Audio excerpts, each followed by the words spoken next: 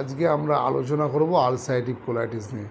Ulcerative colitis মানে আমাদের কোলনে ulcer এই রোগে মেনলি হয় এবং এই রোগে যে সাইন সিমটমগুলো হয় সেই যদি রোগটা মাইল্ড থেকে মডারেট হয় তাহলে পেশেন্ট যে সাইন সিমটমগুলো ফিল করে সেইগুলো হলো পেশেন্টের বারবার পটি বা ডেফিকেশনের আর্জ থাকে, নাম্বার 2 তল পেটে সামান্য ব্যথা থাকে, নাম্বার 3 হচ্ছে পটির সঙ্গে সাধারণত রক্ত দেখা যায়।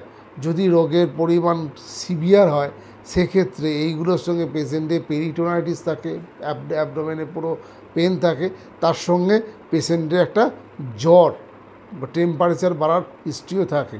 আলসারেটিভ কোলাইটিস মেনলি হয় বংশগতির কারণে, নাম্বার 1। নাম্বার 2, যদি ইমিউনিটি পাওয়ার, বিশেষত ইন্টেস্টিনের ইমিউনিটি পাওয়ার যদি ওভার অ্যাক্টিভ হয়ে যায় বা সক্রিয় হয়ে যায়, তার জন্য কিন্তু আলসারেটিভ কোলাইটিস হতে পারে।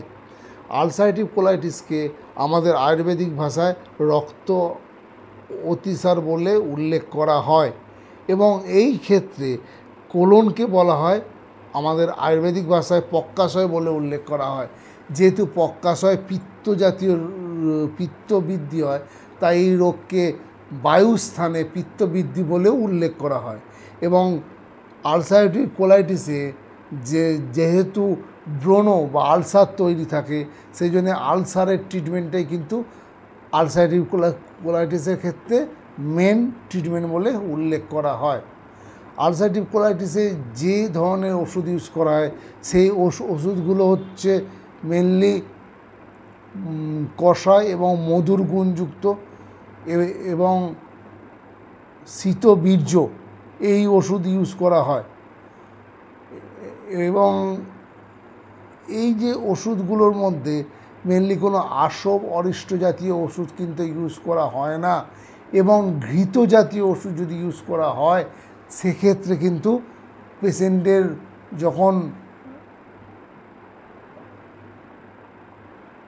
অগ্নি বা ডাইজেশন পাওয়ার বাড়ে তারপরেই ঘৃত জাতীয় মেডিসিন ইউজ করা হয়, তার আগে কিন্তু ঘৃত জাতীয় মেডিসিন ইউজ করা হয় না। এবং পঞ্চকর্মের মধ্যে মেনলি বস্তি ইউজ করা হয়, যেহেতু বায়ুস্থানে এই রোগের ট্রিটমেন্ট হয় কিন্তু বিরেচন কোনো মতে ইউজ করা যায় না। বিরেচন কিন্তু মেনলি কন্ট্রাইন্ডিকেটেড। এই রোগে যে ওষুধগুলো ইউজ করা হয় তার মধ্যে উল্লেখযোগ্য হচ্ছে মহাতিক্ত কষায়, উশিরাদি কষায়, গুলুচ্চাদি কষায়, নাগরাদি কষায়।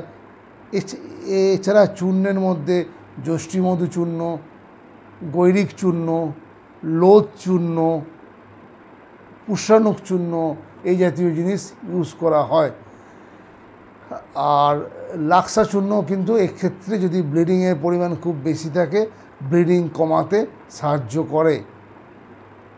এই রোগে সাধারণত যে জিনিসটা উপকারী হিসাবে দেখা যায় খাবারের মধ্যে সাধারণত মধু, ঘি, যষ্টিমধু, গুড় এবং ইক্ষু রস বা আখের রস এই ক্ষেত্রে কিন্তু খুবই ভালো কাজ দেয়। এবং ডায়েটের মধ্যে ওল বা সুরন জাতীয় জিনিস কিন্তু পেশেন্টের পেট ঠান্ডা রাখে এবং আলসারেটিভ কোলাইটিসের সাইন সিমটমটাকে বা প্রকোপটাকে, আলসারেটিভ কোলাইটিসের প্রকোপটাকে অনেকটাই কম করে। এবং এই রোগের ক্ষেত্রে যে জিনিস অ্যাভয়েড করা হয় সেই জিনিসগুলো হচ্ছে যে হট স্পাইসি ফুড, পিকেলস এবং স্মোকিং, অ্যালকোহল, টোবাকো এবং কোনো পেন কিলার জাতীয় ওষুধ, ট্রেস এই জিনিসগুলো কিন্তু অ্যাভয়েড করা খুবই দরকার। এই ট্রিটমেন্ট করে কিন্তু পেশেন্টকে আয়ুর্বেদিক পদ্ধতিতে এই ট্রিটমেন্ট করে কিন্তু পেশেন্টকে যথেষ্ট পরিমাণে সুস্থ রাখা যায় এবং সাইন সিমটম ফ্রিভাবে পেশেন্ট তার জীবন ধারণ করতে পারে। আশা করি ভিডিওটা আপনাদের ভালো লাগবে। যদি ভিডিওটা ভালো লাগে আপনাদের রিকোয়েস্ট করে প্লিজ আমার চ্যানেলটি সাবস্ক্রাইব করুন, রাখুন এবং আমার এই ভিডিওটাকে শেয়ার করুন যাতে অন্যান্য মানুষও এই রোগের আয়ুর্বেদিক ট্রিটমেন্ট সম্বন্ধে জানতে পারে। নমস্কার।